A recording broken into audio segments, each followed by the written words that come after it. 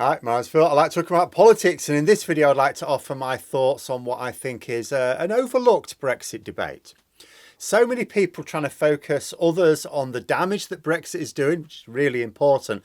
But I think it misses one of the key reasons that people voted to let the Tories take us out of the EU in the first place. But first, if you'd like to be notified of daily news and politics, please subscribe to the channel and click the bell notification icon. So when I do videos on Brexit these days, it tends to be very reactive rather than contemplative, even though I do contemplate quite a lot of things. You know, something pops up in, say, the news or social media circles. I add my own thoughts into the debate. New trade data being released is always a good one. In fact, what got me thinking about this one was having a look at some trade data again, as I often do. I also react to attempts to mislead in the Brexit media or from senior politicians. You know, Northern Ireland Protocol was coming up a bit recently and will again. But I was supposed to be talking for a few minutes at the first Rejoin march at the weekend. Postponed, of course, due to the Queen's death, but it'll happen in the near future. But I don't get my usual 10 to 12 minutes to talk. No, I'm not going to be allowed anywhere near that long. I only have a few minutes. Which it feels much more like trying to do a video for Twitter than for YouTube. I do keep trying to do videos for Twitter and it all goes wrong because it's actually really hard to come up with something useful to say in a few minutes. It is for me anyway. But the nature of talking to a group, most of whom won't have heard of me, on Brexit in just a few minutes means there's no value in commentating on a news story, won't be able to say anything. It has to be more fundamental to the cause. And the process of considering what to say got me to breaking down, because I did charts, I did Venn diagrams. It got me to breaking down what the Brexit debate is and what it needs to be. Properly considered, I think there are two Brexit debates that need to be had. You know, if like me, you want to see the UK rejoin the EU in time, all of the useful arguments seem to be able to be lumped into one of two types. The problem is I only really see people making one of the two types of argument. I think both arguments need to be won. I think they will be, but one is easier than the other. Like, it's inevitable over time. You know, it's to hasten the process up. It would be good to have more of the country discussing them more widely. So the first argument is a really obvious one. It's the damage that Brexit is doing. Polling shows way more people believe that Brexit is going badly than those who think it's going well. Although do be wary of polls like that. Remember, some of those who think it's going badly are still Brexit supporters. They just think we haven't actually implemented an insane enough Brexit. That's the problem. The second, and often overlooked debate, is about the relative difficulty in rejoining. You know, a lot of rejoiners focus on the damage that Brexit's doing. Of course, I mean, I do. But many seem to do it as if it's the only argument that needs making when it's not. People tend to see that Brexit's damaging. Yeah, I know, some have fallen for the government using COVID and Russia as cover. But a lot of people just see life getting way worse since we left the EU. This is a view that will inevitably harden over time. And yes, there are still people who need to be shown the damage that Brexit is doing. There are some who don't see it or that link it to the pandemic or the invasion of Ukraine.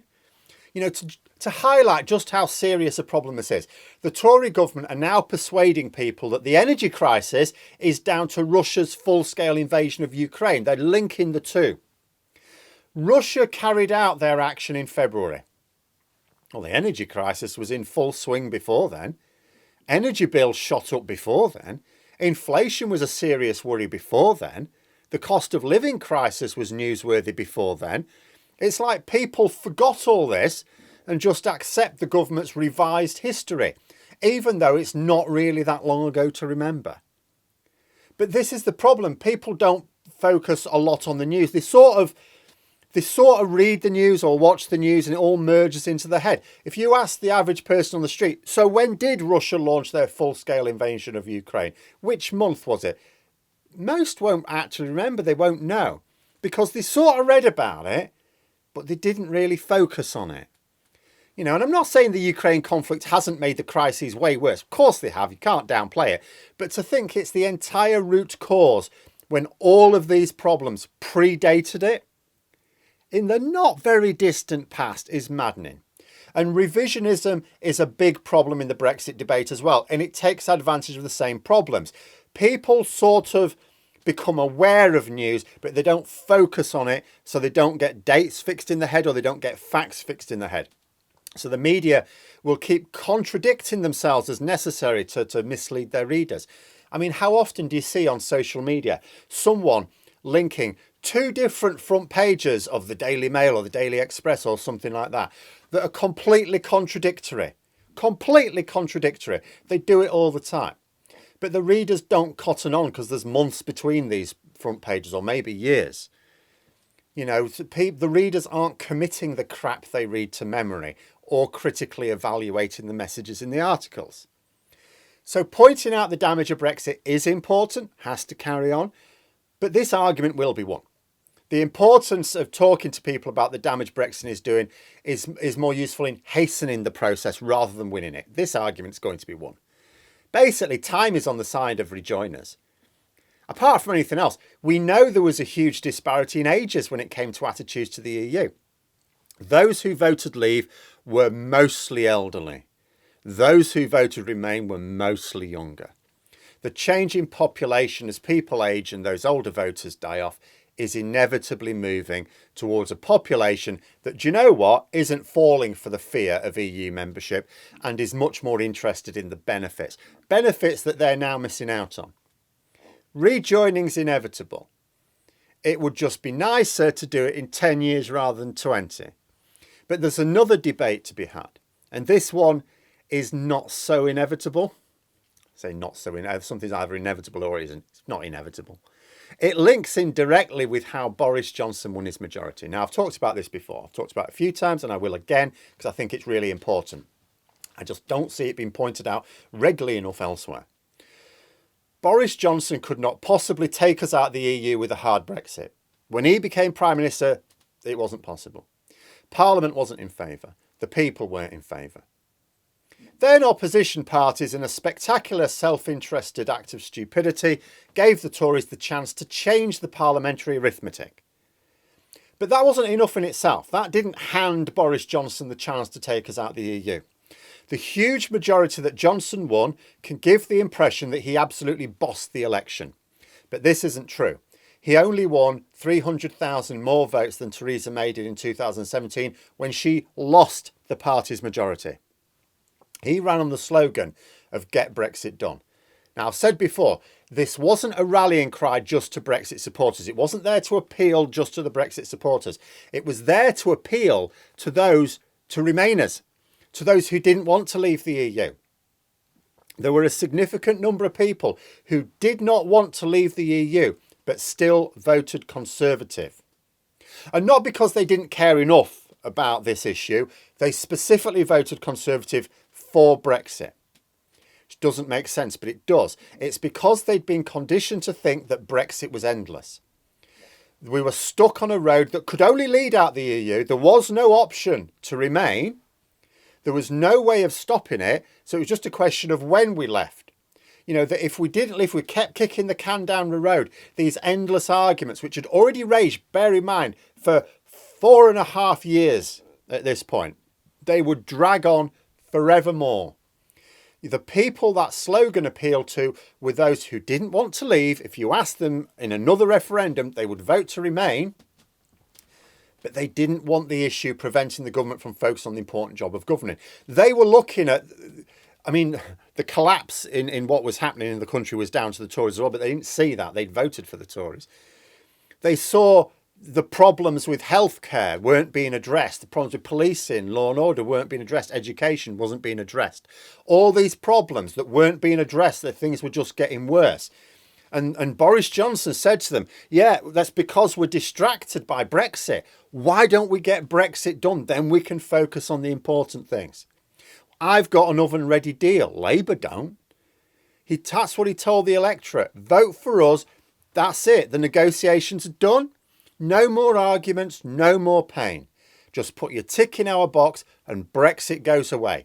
We'll get it done, then we can all come together as a country and focus on the important issues. That's what he said. Obviously, nothing of the sort happened. Who'd have thunk it? But that was the appeal. Voters didn't know that if the Tories lost, we'd actually have had another referendum with Remain as an option, that MPs were ready to go there. And that really would have got Brexit done. And this is an important factor in rejoining as well. It's one that has to be tackled. The reason we left was partially down to votes from people who didn't want to leave, but they gave their votes to the party that did. And we can't ignore that. Even if we get enough people convinced that Brexit is damaging and we should never have left, you've got to remember some of those people knew that before they voted Tory and still voted Tory. Those same people think that it's more painful to go back. They'll think to themselves, yes, we'd have been better off never leaving, but we did leave, and actually the route back's way harder now. Bit like jumping off a cliff, somehow surviving and going, oh God, shouldn't have done that, but oh yeah, we can't get back up. You need to say to people, no, there's some stairs over there. There's no point in denying that we're not going to get the same deal again. So there are difficulties. We'll have to agree things that are a tough sell in the UK right now. There will be negotiations as well, tough ones. And there will be years of the government having to allocate resources to deal with it. The essential debate that needs to happen is not just the damage that Brexit is doing, it's to show people that yes, although we're going to have all these Brexit debates again and the government's going to have to get involved, it's explaining to them that as difficult and time consuming as it will be to rejoin, it's still less painful than staying out, and the pain of staying out lasts forever. Because right now the government is still distracted by Brexit. It's still and it's going to carry on being distracted by Brexit. We don't, for example, have full import controls. The government are not controlling our trade borders. Everyone else is. This means it's harder for us to export than to import. That gives the competitive advantage to everyone else, especially the EU, whose businesses are selling to us way easier than ours can sell to them. We're paying more for goods and services. We paid way more for COVID vaccines than the EU did. If you look at the breakdown of what we paid per dose and what they did, it's ridiculous. We're paying more for energy than the EU are. And it's not just economies of scale, where the much larger EU can negotiate better deals. Our governments are watering down consumer rights as well. Consumer rights are really the big part of the EU. The government are also trying to water down employment rights. Life is much more painful outside the EU than any process for rejoining could ever be. And the government are spending way more time trying to manage Brexit than they ever would in just trying to rejoin. But people aren't necessarily going to come to this conclusion naturally, I feel. Actually, it will be helpful in the hopefully near future when people have their eyes on Ukraine, on their accession path to the EU membership. That could be interesting. But generally speaking, this sort of logic isn't something that is going to occur to people naturally. I think it's impossible to deny the damage of Brexit forever. At some point, the Tories will run out of international crises to blame, and they'll run out of the elderly people who voted for it to carry on voting for them. But they will push their fear-mongering on the difficulty of rejoining. They will, mark my words, one day the argument will come from them, yes, we probably shouldn't have left. I quite agree that it hasn't turned out well at all. But actually, if you think rejoining is easy, you've got another thing coming. And I think it would be better to head off that before they even get started. Because right now, it feels like we're sort of reacting to the narrative that Brexiteers want to play rather than taking the initiative. But those are my thoughts. Let me know yours in the comments below. Hope you found the video interesting. If you did, please click the like button. And if you'd like to support the channel further, the join button for memberships. And until next time, I'll see you later.